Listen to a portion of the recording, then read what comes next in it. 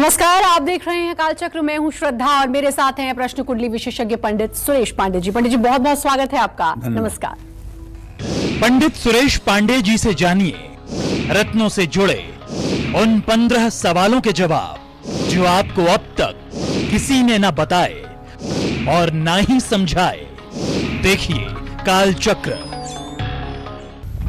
जी हाँ, पंडित जी ने आपको कई बार रत्नों से जुड़ी खास जानकारी दी है। रत्नों की एक्सपायरी डेट और रत्नों से जुड़े बहुत से उपाय आपको बताए हैं, लेकिन आज हम दावे के साथ ये कह सकते हैं कि कालचक्र में पंडित जी आपको रत्नों से जुड़े उन 15 सवालों के जवाब देंगे जो अब तक आपको कहीं नहीं बताए गए होंगे। दाग धब्बे, दरार, पारदर्शी वाले रत्न धारण करना, रत्नों का टूटना, दरार पड़ना, रत्नों का खो जाना और दूसरे का रत्न धारण करना, इन तमाम विषयों पर आज पंडित जी आपको विस्तार से सटीक जानकारी देंगे। तो बात हो रही है आज रत्नों पर। जी हाँ, रत्न जो हमें बहुत आकर्षित भी करते हैं। किसी के उंगली में अगर हम किसी को धारण करे हुए देखें, बड़े कलरफुल होते हैं। कोई येलो कलर का, कोई व्हाइट कलर का, कोई ग्रीन कलर का, बहुत सारे रत्न देखने को मिलते हैं। पंडित जी, मैं ये जानना चाहूंगी कि जो ये इतने सारे रत्न हम देखते हैं, अगर मैं बात करूं तो क्या हमारे ग्रंथों में भी ये रत्न निहित हैं? इनके बारे में चर्चा की गई है? एकदम की गई है। ग्रंथों में इन सभी रत्नों का वर्णन है और वेदों में इन रत्नों का वर्णन है। और आदिकाल से, जब से सृष्टि की रचना हुई है, तब से ये रत्नों की चर्चा है। देवियों के मुकुट में, देवताओं के मुकुट में इन रत्नों के जड़े होने की बार बार बात आती है। तो कहने का आशय ये है कि ये जो रत्न हैं, जो मूल्यवान होने की दृष्टि से, रहीमदास ने भी कहा है कि गोधन, गजधन, बाजीधन और रतन धन खान, जब आवे संतोष धन, सब धन धूल समान। रतन धन, रतन को धन माना गया है। जैसे सोने चांदी को धन माना गया है, उसे रतन को भी धन माना गया है। ये भी आपके विपदा में काम आ सकता है, ये भी आपकी गरीबी को दूर कर सकता है, ये भी आपकी मुसीबत को टाल सकता है। और रत्न कई प्रकार के होते हैं। देखिए, अगर हम अपने ग्रंथों की बात करें तो प्राचीन ग्रंथों में हमारे 84 प्रकार के रत्नों का वर्णन मिलता है। अब ये 84 प्रकार के रत्न को आप 3 भागों में डिवाइड करिए। 3 भागों में, 3 श्रेणियों में इनको विभाजित करिए। कौन कौन से वो होंगे? पहला, पारदर्शी। पारदर्शी का मतलब जिस रत्न के आर पार दिखाई देता हो। दूसरा, अपारदर्शी, ऐसा रत्न जिसके आर पार दिखाई न देता हो। तीसरा, अल्प पारदर्शी। अल्प पारदर्शी का मतलब जिसमें कुछ दिखता भी हो, कुछ ना दिखता हो। तो ऐसे तीनों रत्नों को सर्वश्रेष्ठ माना गया है। अब ये 2 प्रकार के होते हैं। अब इनमें क्या 2 प्रकार है भाई? एक तो रंगीन है और दूसरे सादे हैं। रंगीन रत्न अगर हल्के रंग का हो तो उसकी पारदर्शिता सुरक्षित रहती है, क्योंकि गहरा रंग पारदर्शिता को समाप्त कर देता है, जिससे रत्न का मूल्य कम हो जाता है। जैसे नीलम अगर मयूर पंखी होगा तो पारदर्शी होगा, लेकिन वही नीलम अगर बहुत गहरे रंग का हो जाएगा तो अपारदर्शी हो जाएगा, उसकी कीमत कम हो जाएगी। पारदर्शी रत्नों में सबसे पहला स्थान अगर देखा जाए तो हीरे का है। नीलम और पुखराज भी पारदर्शी रत्नों में ही माने जाते हैं। अपारदर्शी रत्न जो है वो फिरोजा है। अल्प पारदर्शी रत्न श्रेष्ठता की दृष्टि से दूसरी श्रेणी में आते हैं। ये पूरी तरह से पारदर्शी न होकर के कुछ धुंधले होते हैं। रंग के गहरे फीके होने के आधार पर इनकी पारदर्शिता भी कम या ज्यादा होती है। लेकिन दीर्घजीवी, दीर्घजीवी का मतलब लंबे समय तक अपनी क्षमता को बनाए रखने वाले रत्न श्रेष्ठ माने जाते हैं। जो रत्न हर जलवायु में, हर क्लाइमेट में, हर ऋतु में, हर टेम्परेचर में, हर देश में, हर स्थिति में एक सा रहे, उसका रूप रंग ना बदले, कोई परिवर्तन ना हो, ऐसा रत्न सर्वश्रेष्ठ माना जाता है। ऐसे रत्नों पर रासायनिक प्रयोगों का भी प्रभाव नहीं होता है। ऐसे रत्न आसानी से टूटते नहीं हैं और इनमें स्क्रच, खरोच भी नहीं पड़ती है। हीरा, पन्ना, पुखराज, मूंगा, ये सब दीर्घजीवी रत्न हैं, इस बात को समझ कर रखिए। लेकिन मूंगा जो है ये पत्थर नहीं है, मूंगा लकड़ी है, लकड़ी। मूंगा नाम का एक जानवर होता है जो समुद्र के किनारे लकड़ी के अंदर जा करके अपना लार्वा छोड़ता है और उसका लार्वा इकट्ठा जो होता है उसको शिकारी खरोच करके निकाल करके और उसकी कटिंग करके उसे मूंगा की जगह पर बेचते हैं। कोई कहता है कि इटालियन मूंगा है, वो लाल रंग का होगा, कैप्सूल की तरह होगा। कोई कहता है देसी मूंगा है, कोई कहता है जापानी मूंगा है। तो मूंगा कई प्रकार के होते हैं, ये लकड़ी होता है। और इसके परीक्षण के लिए अगर नींबू की 2 बूंद मूंगा के ऊपर टपका दी जाए तो वहां बुझबुझा निकलने लगता है, क्योंकि वो लकड़ी है। अगर वो प्लास्टिक का होगा, अगर वो नकली होगा तो कोई रिएक्शन नहीं होगा। और अगर असली होगा, उस पर 2 बूंद नींबू निचोड़ देंगे तो बुझबुझा निकलेगा और उसे पोंछेंगे तो वहां सफेद हो जाएगा। फिर उसके बाद उसको धो देंगे तो फिर वो अपने रंग में आ जाएगा। तो कहने का आशय ये है कि मूंगा को पत्थर नहीं मान सकते हैं। मूंगा रत्न जरूर है, लेकिन ये कैसा रत्न है? एक जानवर के लार्वा से उत्पन्न हुआ ये रत्न है, इसलिए इसे लकड़ी की ही श्रेणी में माना गया है। तो पंडित जी लगातार रत्नों से जुड़ी बहुत खास जानकारी आपको दे रहे हैं। जी हाँ, रत्न जो अपनी किस्मत बदल देते हैं, लेकिन रत्नों का बिल्कुल सही होना, रत्नों का असली होना, कैसे पहचान, ये लगातार आपको बता रहे हैं। 15 ऐसी बातें रत्नों के बारे में, खास बातें जो पंडित जी आपको लगातार बता रहे हैं। पंडित जी लगातार आप बहुत अच्छी जानकारी दे रहे हैं रत्नों के बारे में। अच्छा, एक चीज और, नवरत्न, 9 रत्नों का वर्णन, और हम भी सुनते आए हैं 9 रत्न होते हैं। तो ये 9 रत्न ही क्यों, पहली बात। दूसरा, उपरत्न, कृत्रिम रत्न, साथ ही कांच, रंगीन कांच, इसमें क्या डिफरेंस है, कैसे हम इसको समझें? पहली बात तो ये समझ लो श्रद्धा कि अगर 9 रत्न हैं तो 9 ग्रह ही हैं। जो 9 ग्रह हैं उन्हीं से संबंधित जो एक रत्न हैं वही 9 रत्न हैं। और 9 रत्न से संसार की सारी वस्तुएं पूरी हो गई, इस बात का आभास होता है। जैसे अकबर अपने दरबार में 9 ऐसे लोगों को रखता था जिनका नाम नवरत्न था। अकबर के दरबार में तो 9 रत्न रहते थे। वो 9 रत्न क्या थे? 9 विशिष्ट प्रतिभाओं के धनी लोग रहते थे, पत्थर नहीं रहता था।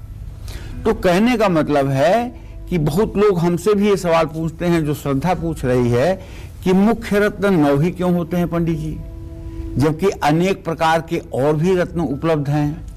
तो मैं आपको बताना चाहूंगा कि ब्रह्मांड में 9 ही तो ग्रह हैं, सूर्य, चंद्रमा, मंगल, बुध, बृहस्पति, शुक्र, शनि, राहु और केतु, जिनका महत्वपूर्ण प्रभाव व्यक्ति पर पड़ता है। इन ग्रहों से निकलने वाली रश्मियों को एकत्रित करने की क्षमता 9 रत्नों में पाई जाती है। इसलिए ये रत्न महत्वपूर्ण हैं, जबकि बाकी रत्न 9 ग्रहों की रश्मियों को बहुत कम ऑब्जर्व कर पाते हैं, बहुत कम एकत्रित कर पाते हैं, इसलिए वो उपरत्न कहलाते हैं। एक और सवाल बहुत लोग पूछते हैं कि रत्न, उपरत्न, कृत्रिम रत्न और रंगीन कांच, इसमें क्या अंतर है? जिज्ञासा बस लोग पूछते हैं, जानते भी होंगे तब भी पूछते हैं। तो इन चारों तरह की चीजों में ग्रहों की रश्मियों को शोषित करने की या एकत्रित करने की क्षमता अलग अलग है। प्रमुख रत्न जो है वो सबसे ज्यादा ग्रहों की रश्मियों को ग्रहण करता है। इसके बाद उपरत्न और फिर कृत्रिम रत्न। कृत्रिम रत्न आप किसे समझ सकते हैं? कृत्रिम माने जो बनाया हुआ हो। जैसे आज मार्केट में जो पुखराज मिल रहा है वो बैंकॉक का पुखराज है, वो सफेद पुखराज है, उसको ट्रीट किया गया है, उसको पीला रंग दिया गया है। 200 वाट का बल्ब जला करके उसके सामने ले जाइए, 2 मिनट के अंदर सफेद हो जाएगा और उसकी रीसेल वैल्यू 0 होती है। वो कृत्रिम है, लेकिन अगर उसको आप धारण करेंगे तो वो भी बृहस्पति की रश्मियों को ऑब्जर्व करेगा, कम मात्रा में करेगा और फायदा आपको होगा लेकिन कम होगा। ओरिजिनल पुखराज की अपेक्षा उसका प्रभाव आपके जीवन पर सकारात्मक कम होगा। 9 ग्रहों की रश्मियों को ग्रहण करने वाले ये रत्न ही श्रेष्ठ माने जाते हैं। अच्छा हाँ, एक बात और, रत्नों को किस धातु के साथ धारण करें, इसमें भी बड़ा भेद है। बहुत से लोगों को आपने देखा होगा कि सोने में भी नीलम पहन लेते हैं दाहिने हाथ की मिडिल फिंगर में, जबकि ये मिडिल फिंगर शनि की है। शनि से सोने का क्या लेना देना? इस उंगली में तो सोने की अंगूठी भी नहीं पहननी चाहिए, लेकिन कुछ लोग अज्ञानता बस इसमें भी सोने की अंगूठी सस्का लेते हैं। क्या कह सकते हैं उनको? अब उसका बुरा प्रभाव उनके जीवन पर पड़ता रहता है, परेशानियां बढ़ती रहती हैं, मुसीबतें आती रहती हैं, सम्मान लुटता रहता है, लेकिन वो पहन के बैठे रहते हैं। तो ऐसे में नीलम, गोमेद, लहसुनिया, ठीक है, नीलम, गोमेद, लहसुनिया ये चांदी या पंचधातु में बनवाना चाहिए और मोती को तो स्पेशल चांदी में ही बनवाना चाहिए। अब बंगाल में मोती को सोने में बनवा देते हैं और सोने में बनवा के दाहिने हाथ की तर्जनी उंगली में पहना देते हैं। वहां के ज्योतिषी लोगों का कहना है कि सोना और मोती जब मिलता है तो उसके अंदर पुखराज के गुण आ जाते हैं, बृहस्पति को आकर्षित करने के गुण आ जाते हैं। ये सिद्धांत हमारे समझ से कहीं से भी तथ्यपरक नहीं है, लेकिन बंगाल में रहने वाले लोगों को अगर आपने कभी देखा होगा तो कभी ध्यान से संयोग अगर बने तो आप देखिएगा कि दाहिने हाथ की तर्जनी उंगली में सोने की अंगूठी में मोती जड़ा होगा। केवल बंगाल के लोगों में आपको मिलेगा और कहीं नहीं मिलेगा। हीरा, ये प्लेटिनम में बनवाना चाहिए। प्लेटिनम एक ऐसी धातु है जो 1000 डिग्री के टेम्परेचर पर पिघलती है। कहने के लिए लोग कह देते हैं कि हाँ प्लेटिनम में हम बना देंगे, लेकिन इतनी बड़ी प्रयोगशाला लोगों के पास नहीं है, अंगूठी बनाने वालों के पास, जो प्लेटिनम को पिघला सके। तो होता क्या है? होता यह है कि 25% सोना 75% चांदी मिलाकर के अंगूठी बन जाती है और उस पर प्लेटिनम का पॉलिश हो जाता है, वो प्लेटिनम जैसा दिखने लगता है। तो प्लेटिनम और अन्य रत्न सोने में धारण करने चाहिए। प्लेटिनम एक प्रकार से व्हाइट गोल्ड को ही कहते हैं। तो इस तरह से रत्नों को धारण करने की धातु के साथ विधा है, जो अगर शास्त्र सम्मत है तो निसंदेह वो आपके लिए फायदेमंद है। अगर वो आपने अपने, कुछ लोग तो वो है ना जो अपने से जिस मार्ग पर चलते हैं वही मार्ग बन जाता है। दम्भिन निजमत कल्प कर प्रगट किए बहुपंथ, कलिमल ग्रसे धर्म सब लुप्त भये सदग्रंथ, दम्भिन निजमत कल्प कर प्रगट किए बहुपंथ। तुलसीदास जी कहते हैं कि कलयुग ऐसा अपना प्रभाव दिखाएगा कि जितने सदग्रंथ हैं वो गायब हो जाएंगे। दम्भी माने पाखंडी, पाखंडी लोग अपने मन से नए शास्त्र की रचना कर देंगे। ज्योतिष पढ़ते मुझे 50 साल हो गए, लेकिन मैंने किसी ज्योतिष के ग्रंथ में काल सर्प योग नहीं पढ़ा, लेकिन आज हर दूसरे पंडित के मुंह से सुनाई देता है काल सर्प योग है, वासुकी योग है, तक्षक योग है, ये योग है, वो योग है। अरे ये कहां से पकड़ के ला गए आप? काल सर्प योग कहां से पैदा कर लिया आपने इसको? शास्त्र का कोई आधार भी तो होना चाहिए, लेकिन नहीं। हिंदुस्तान भेड़िया रसान, काल सर्प योग है, तुरंत जाइए त्र्यंबकेश्वर, वहां पूजा करवाइए। ये तो काल सर्प योग है, ये तो 12 प्रकार का काल सर्प योग है। तो बस अपने मन से एक विद्या आपने पैदा कर दी, रोजी रोटी का एक अच्छा कार्यक्रम बन गया। तो हम ये कहना चाहते हैं कि जो हमारे शास्त्र कहते हों, जो हमारे प्रामाणिक शास्त्र कहते हों, अगर उन विधाओं का हम पालन करेंगे तो सचमुच में हम अच्छे कार्य करेंगे और अच्छे परिणाम पाएंगे। जय मां विंध्यवासिनी। बिल्कुल, तो आज का जो ये कार्यक्रम है ही इसलिए कि आप तक पूरी और सही जानकारी दी जाए, सटीक जानकारी दी जाए, जो रत्नों को लेकर पंडित जी लगातार दे रहे हैं। जैसे कि धातु को लेकर पंडित जी ने बताया, मैंने बहुत सारे लोगों को नीलम वाकई में सोने में पहना हुआ देखा और उनसे पूछो ओपल या नीलम पहने हुए, तो वो बोलते हैं हमें ऐसा ही बताया गया है। खैर, अब हम एक और मैं आपसे जानना चाहूंगी कि रत्न मैंने कहा बहुत अट्रैक्ट करते हैं, जैसे मुझे ओपल बहुत पसंद है। अब मैं किसी को पहने हुए देखो तो लगता है हम भी पहन लें, तो क्या दूसरों के धारण करे हुए रत्न पहने जा सकते हैं? क्योंकि घर में ही कई बार ऐसा होता है कि ये किसी ने पहना हुआ है तो पिता ने अपने बेटे को दे दिया या माता ने अपनी बेटी को दे दिया, ये तुम पहन लो, क्या ये सही है? श्रद्धा, सही बात तो ये है बेटा कि रत्नों की बात तो दूर कर दो, किसी के पहने हुए कपड़े, किसी के पहने हुए जूते, किसी का उपयोग किया हुआ रुमाल, अगर आप इसका भी उपयोग करते हैं या किसी के सोए हुए बिस्तर पर आप सोते हैं, तो इन सब चीजों का भी जो उस व्यक्ति की नकारात्मक ऊर्जा वहां अवशोषित होगी, वो सब आप में समाहित हो जाएगी। तो जब इन चीजों का बैड इफेक्ट पड़ता है, तो किसी का उतारा हुआ रत्न अगर आप धारण करेंगे तो उससे आप कैसे कल्पना कर सकते हैं कि आपको अच्छा फल देगा? हाँ, लेकिन एक बात जरूर है, क्या दूसरे के पहने हुए रत्न को धारण करना चाहिए? तो देखिए, मैं ये कहता हूं कि दूसरे व्यक्ति के हाथ से उतरा हुआ रत्न कभी भी नहीं पहनना चाहिए, क्योंकि दूसरे व्यक्ति के शरीर की ऊर्जा भी उस रत्न में अवशोषित हो जाती है। ऐसे में किसी व्यक्ति के हाथ से उतारा हुआ रत्न अशुभ फल दे सकता है।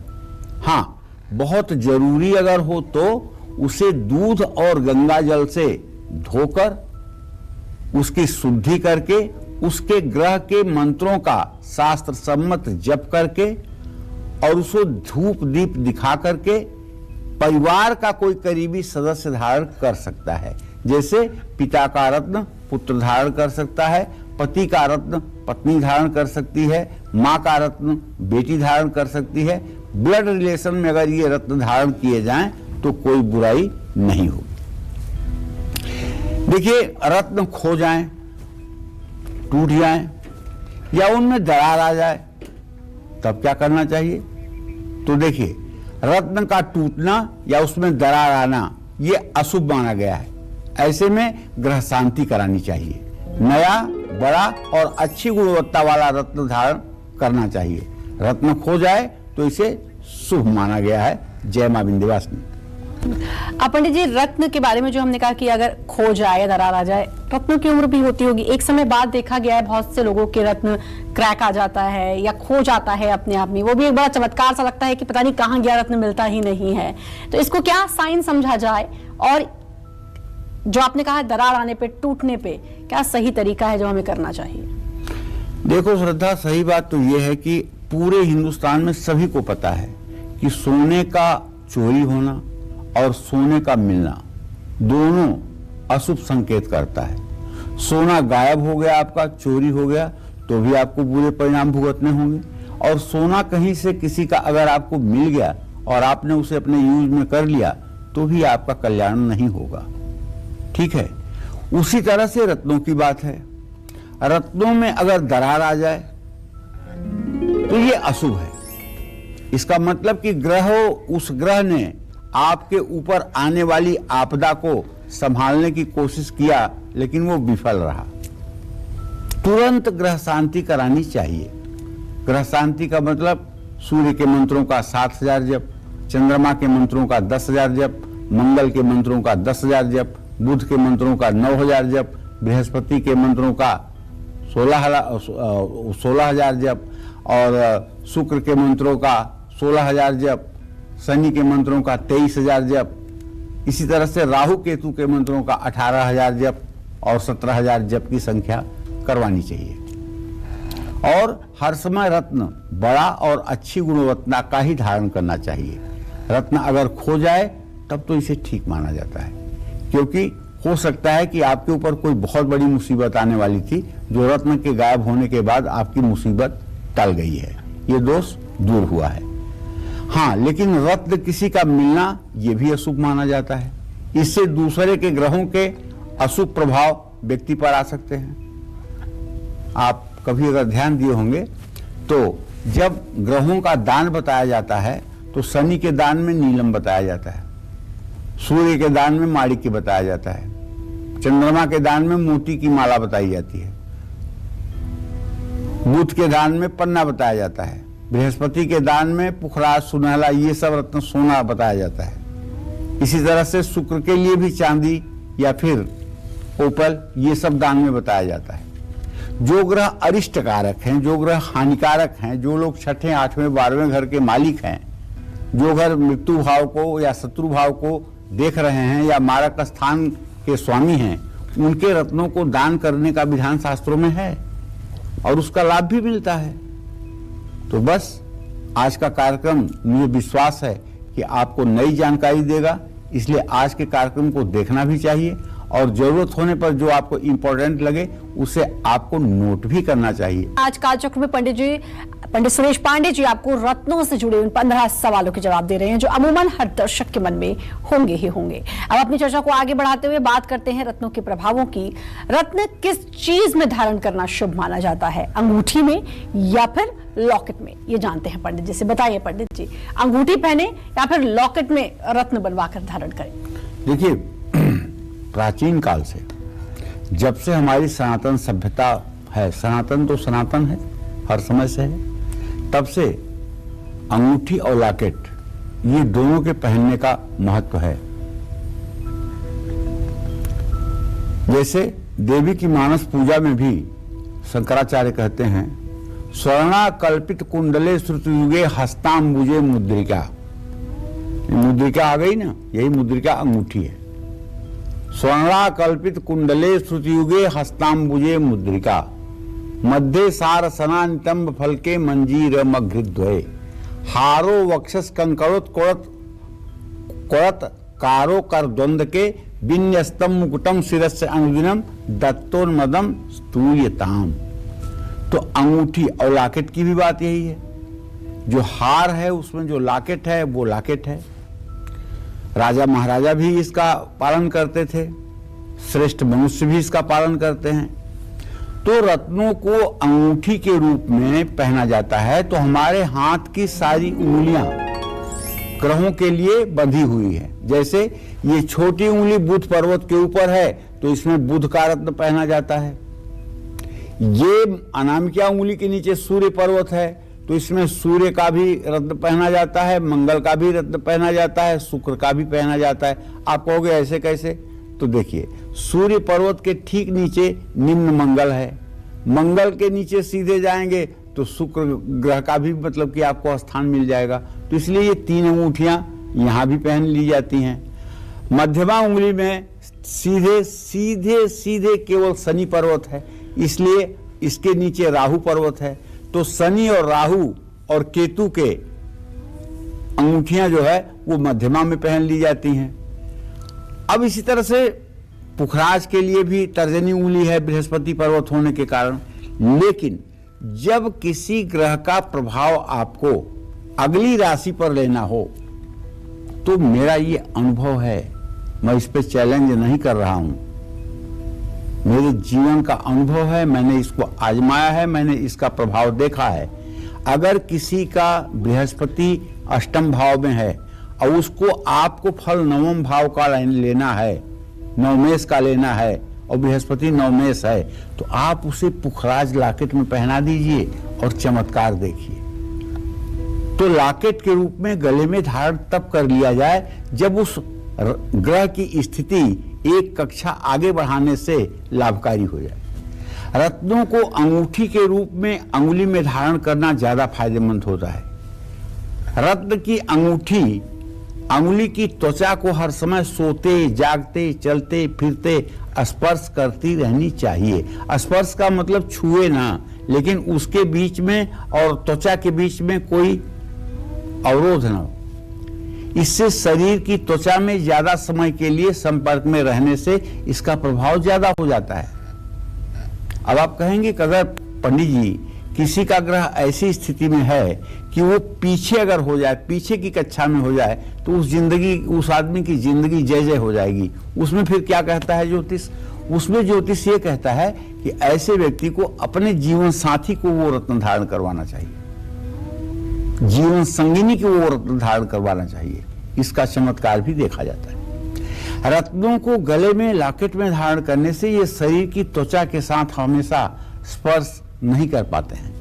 रत्नों को अंगूठी में धारण करने से इनका प्रभाव 90 से 95% तक प्राप्त होता है। रत्नों को गले में धारण करने से इनका प्रभाव 80 से 90% तक रहता है। गले में हमेशा भगवान के लॉकेट या रुद्राक्ष धारण करें, क्योंकि हृदय के पास रहने से हृदय को मजबूती प्रदान करते हैं। जय मां विंध्यवासिनी। पंडित जी, एक बात और कि हमेशा पुरुषों को देखा गया है कि वो दाएं हाथ में रत्न धारण करते हैं, महिलाओं के लिए कहा जाता है बाएं हाथ में रत्न धारण करें। तो क्या, कैसे धारण करना चाहिए? कुछ संबंध इसका प्रकृति से है? इसके पीछे का लॉजिक अगर हम तलाशे तो क्या है? देखो, सही बात यह है कि पुरुष और महिला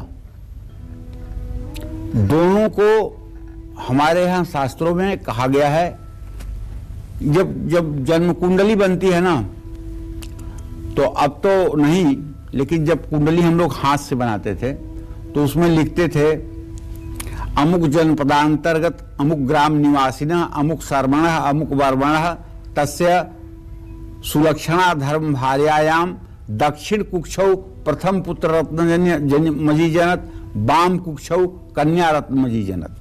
मतलब दाहिनी कोख से पुत्र पैदा हुआ, बाईं कोख से कन्या पैदा हुई। हम मेरे समझ में नहीं आता कि क्या है दाहिनी कोख, क्या है बाईं कोख, लेकिन पहले यही लिखा जाता था। और हम भी कम से कम सैकड़ों कुंडली में लिखे हैं कि दक्षिण कुक्षौ पुत्र रत्न मजी जनत, वाम कुक्षौ कन्या रत्न मजी जनत। उसी के आधार पर महिलाओं को बाएं हाथ में अंगूठी धारण करने का और पुरुषों को दाहिने हाथ में अंगूठी धारण करने का एक दिशा निर्देश है। लेकिन अब मैं अपनी बात कर रहा हूं, दुनिया की बात नहीं कर रहा हूं। अलिंगे अस्मद युष्मदी, मतलब अब लिंग भेद नहीं है। अब अगर चाहें तो महिला पुरुष दोनों दाहिने हाथ में अंगूठी धारण कर सकते हैं। हाँ, महिलाओं को बाएं हाथ में रत्न धारण करना, पुरुषों को दाहिने हाथ में रत्न धारण करना, ये मतलब कि गर्म और ठंडा के आधार पर है। जबकि महिलाओं का बायां हाथ गर्म और दायां हाथ ठंडा होता है, क्योंकि कुछ रत्न प्रकृति के अनुसार गर्म होते हैं, जैसे पुखराज, हीरा, माणिक, मूंगा। कुछ रत्नों की प्रकृति ठंडी होती है, जैसे मोती, पन्ना, नीलम, गोमेद, लहसुनिया। ऐसे में रत्नों की प्रकृति के अनुसार रत्नों को दाएं या बाएं हाथ में धारण करना चाहिए। गर्म रत्न पुखराज, हीरा, माणिक, मूंगा पुरुषों को बाएं हाथ, दाएं हाथ की तर्जनी और अनामिका उंगली में धारण करना चाहिए। महिलाओं को यही रत्न अपने बाएं हाथ में धारण करना चाहिए। ठंडे रत्न जैसे मोती, पन्ना, नीलम, गोमेद, लहसुनिया पुरुषों को अपने बाएं हाथ की मध्यमा और कनिष्ठिका में भी धारण कर सकते हैं, जबकि महिलाओं को अपने दाहिने हाथ की इन्हीं उंगलियों में ये रत्न धारण कर लेना चाहिए। इससे भी लाभ मिलता है। जय मां विंध्यवासिनी। एक बात और पंडित जी की कहते हैं कि जब रत्न धारण करो तो मित्र रत्न, शत्रु रत्न, इसका ध्यान रखो, क्योंकि राशियों का भी शुक्र और बृहस्पति गुरु का कहते हैं कि आपस में बनती नहीं है। तो इन चीजों का कितना ख्याल रखना चाहिए? बहुत ख्याल रखना चाहिए। देखो, ग्रहों के दो वर्ग हैं, ग्रहों के दो वर्ग हैं, और ये दोनों वर्गों को अगर आप एक साथ मिला जुला दें फिर अनिष्ट हो जाएगा। जैसे सूर्य, चंद्रमा, मंगल, बृहस्पति, इनके रत्नों को आप एक साथ धारण कर सकते हैं, आपका कल्याण होगा।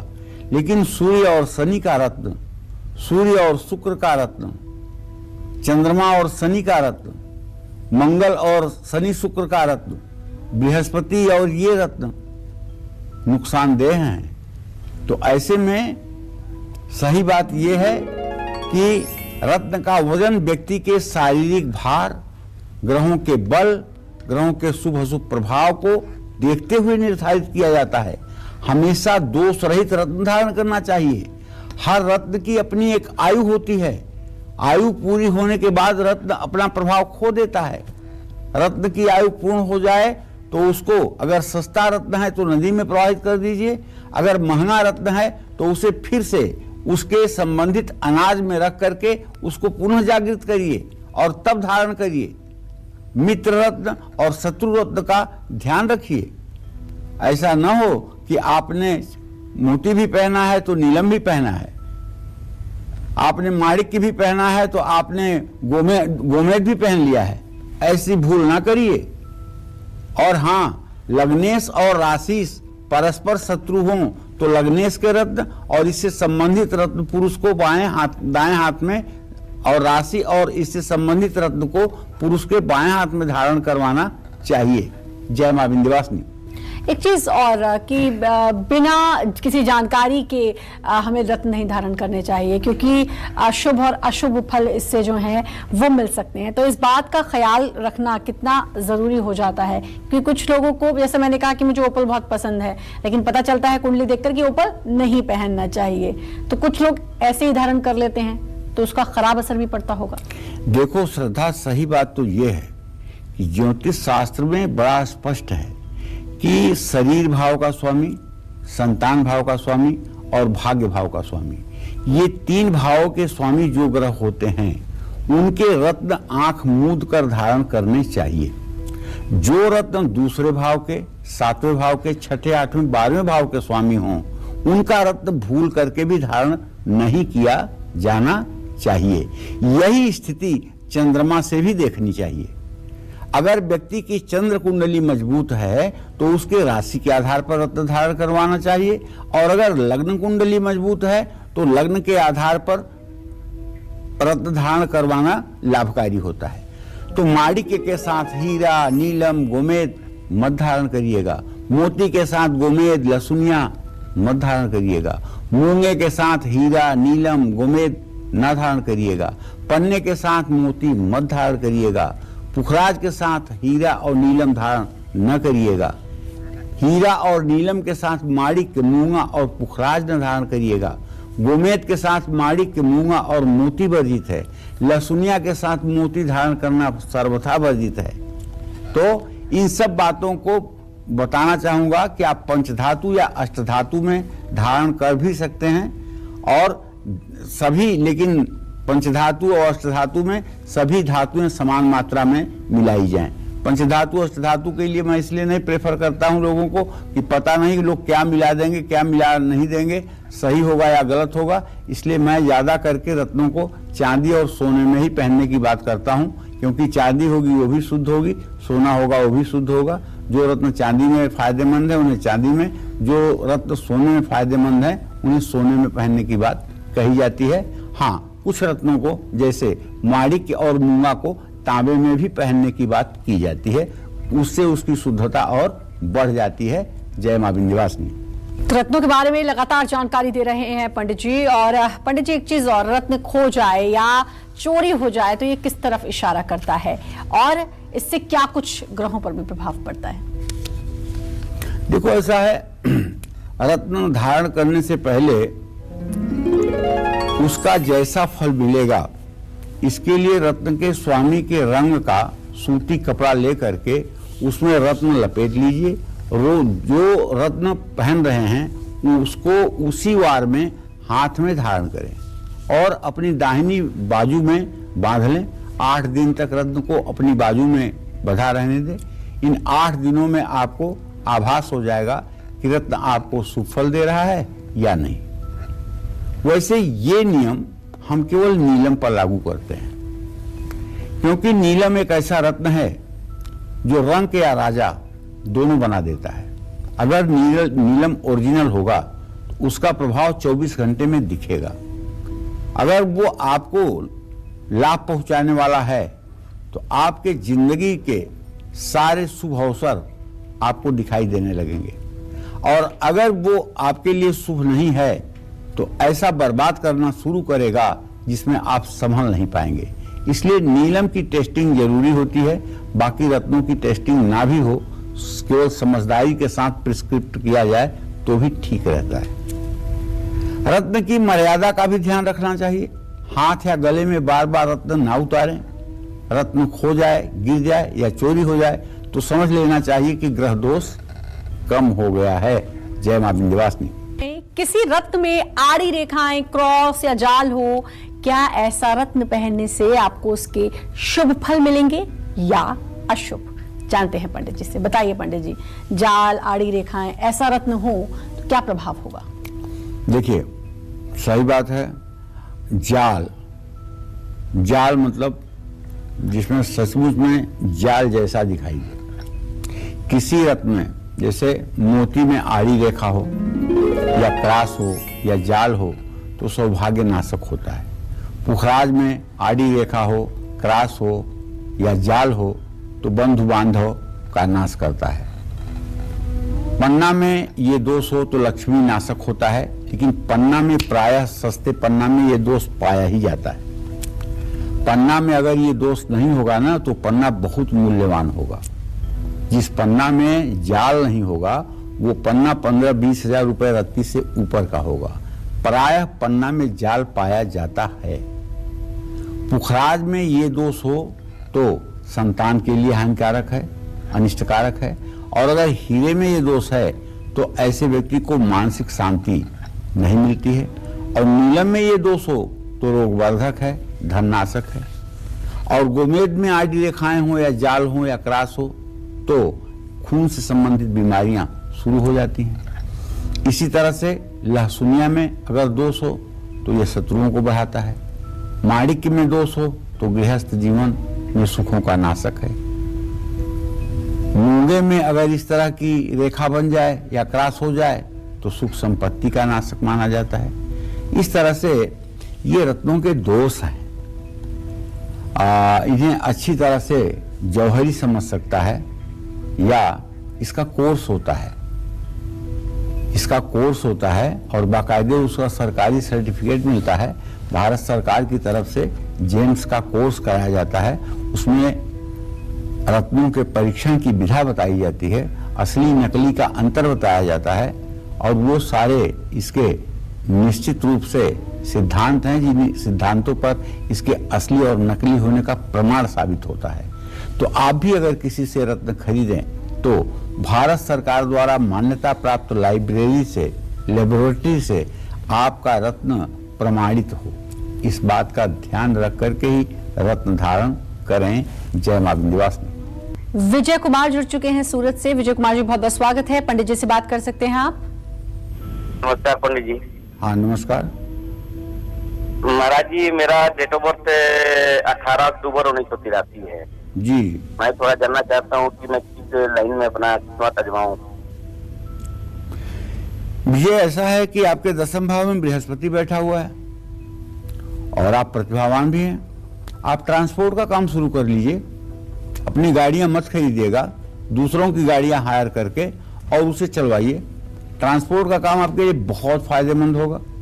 यातायात और ट्रांसपोर्ट और टूर ट्रेवल्स से रिलेटेड जो भी व्यवसाय आप करेंगे बिना पैसे के काम आपका शुरू हो जाएगा और उसमें आपको सफलता भी मिलेगी।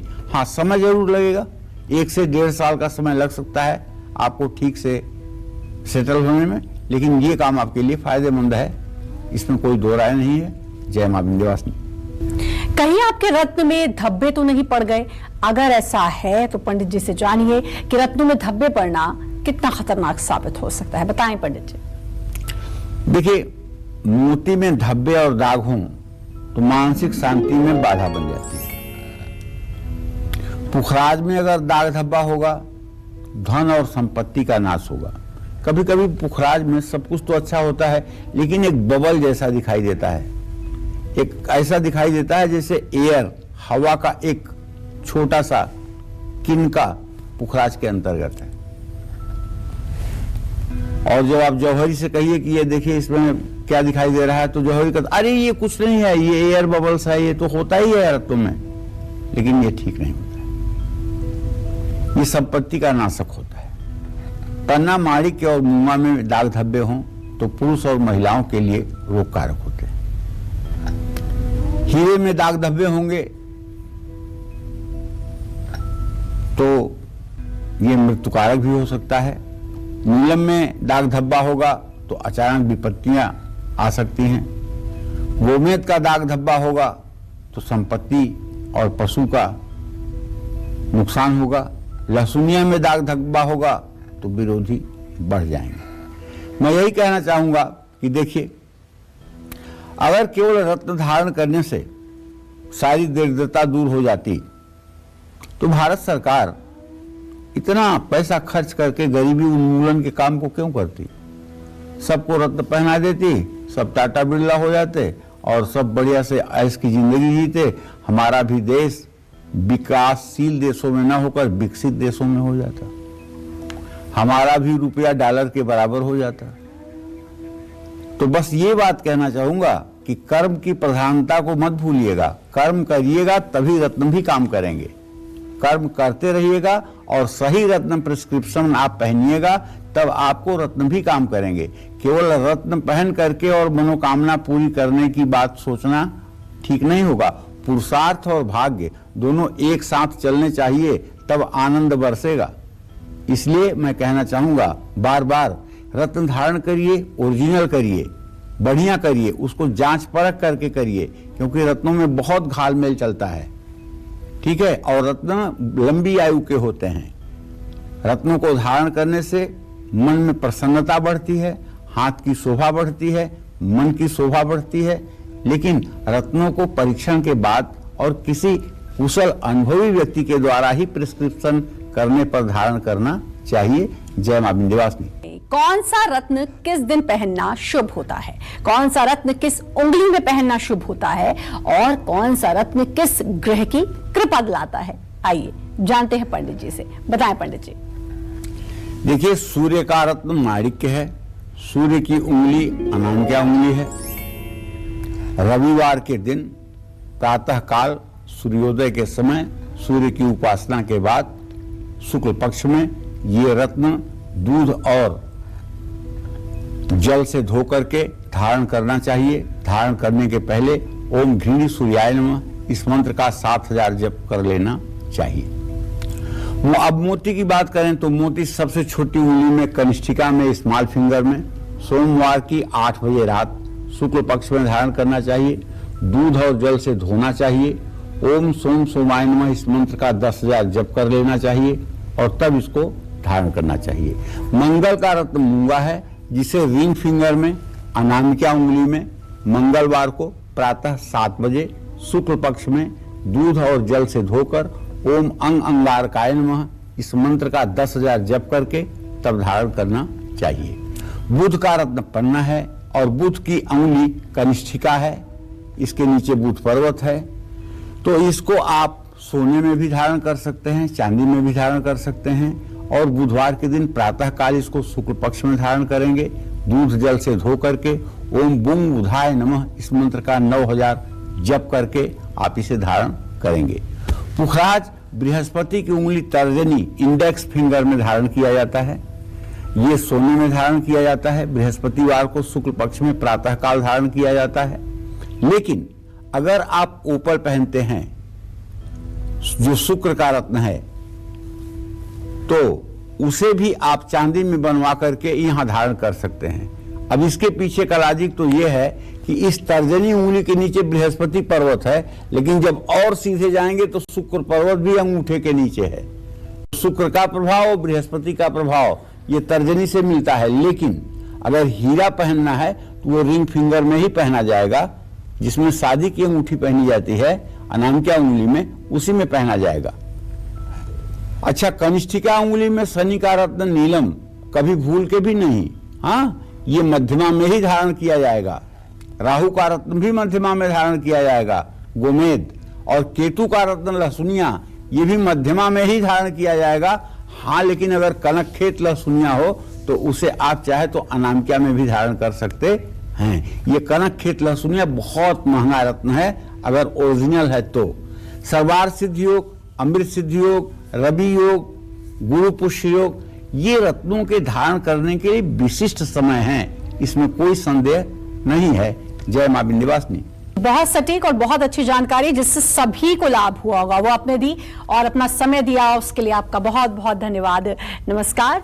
और उम्मीद करते हैं आपको आज का विषय बहुत पसंद आया होगा। कल फिर एक नए विषय के साथ और आपकी परेशानियों को दूर करने के लिए ढेरों उपाय लेकर आएंगे हम पंडित सुरेश पांडे जी के साथ। तब तक कालचक्र की पूरी टीम को दीजिए इजाजत और देश और दुनिया की बाकी खबरों के लिए लगातार देखते रहिए न्यूज़ 24। नमस्कार, मैं हूं मानक गुप्ता। अगर आपको हमारा ये वीडियो पसंद आया हो तो इसे लाइक और शेयर जरूर करें और हां, हमें सब्सक्राइब और फॉलो करना ना भूलें ताकि आप देश और दुनिया की कोई खबर मिस ना करें। तो जुड़े रहिए हमारे साथ और देखते रहिए न्यूज़ 24।